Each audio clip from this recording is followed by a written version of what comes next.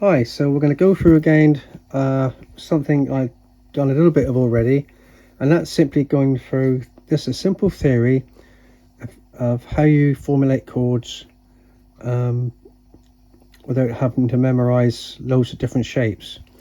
Now to do that, I used a book like this book here, and it's about 20-30 years old now, by Dan Fox, and it was such a help to me. It's got everything in there. You got, you know, all the different chords, all the different progressions of chords. It's a really guitar book that I use to help me with the keyboard.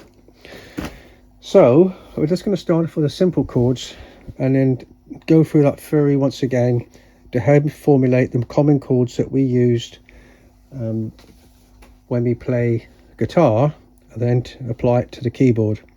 So remember, we're dealing with 1-3-5, a triad, but I'm also adding 1-3-5-8. Now 1-3-5-8 is a bit of a stretch, so basically 1,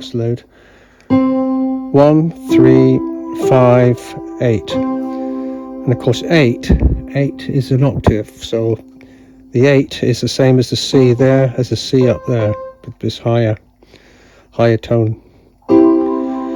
And then from there we're going to work our way through lowering our notes by half a note every time.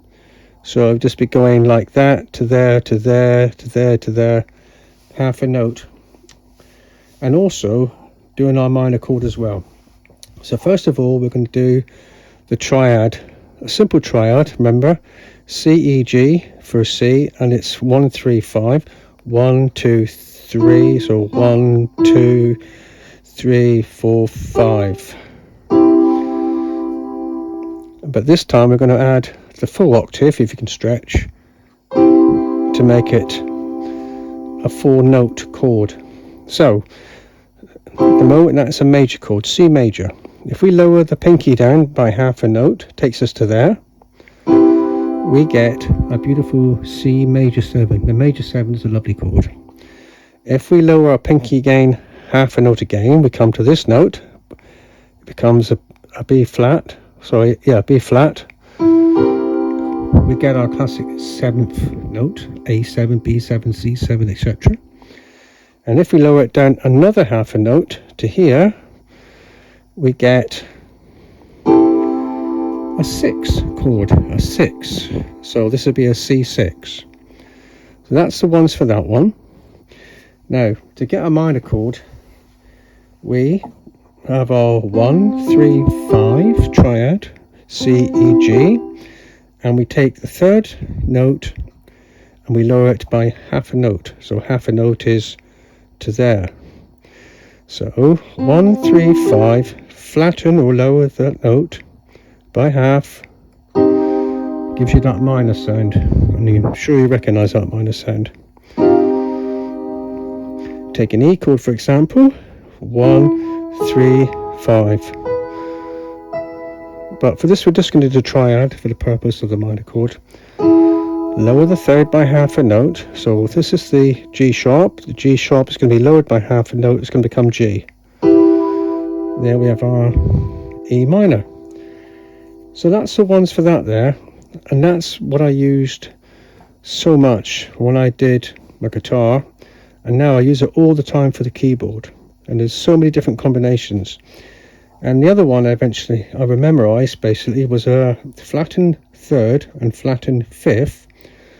You get it diminished. So remember that. So C, E, G.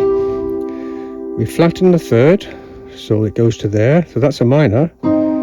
We then flatten the fifth, which is this one here, and we get our diminished. So those are all the basic chords that I would use in a song. So we got major, minor, major 7, and 7. Now if you wanted to do a minor 7, it's the same thing again. So basically, to get the minor, first of all, you lower your third. There's your triad, C, E, G, minor to get the minor, and to get the 7th, remember, we got that one there, the full octave, major 7, 7.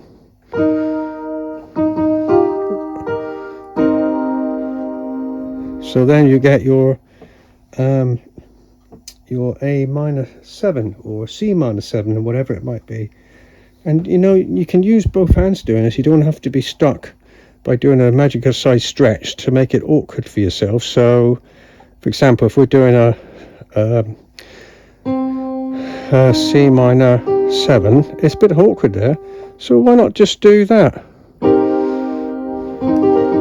Obviously my fingering's not right here because I'm stretching under my tripod, but you could do that, or you could do that and then do that to get a fuller sound.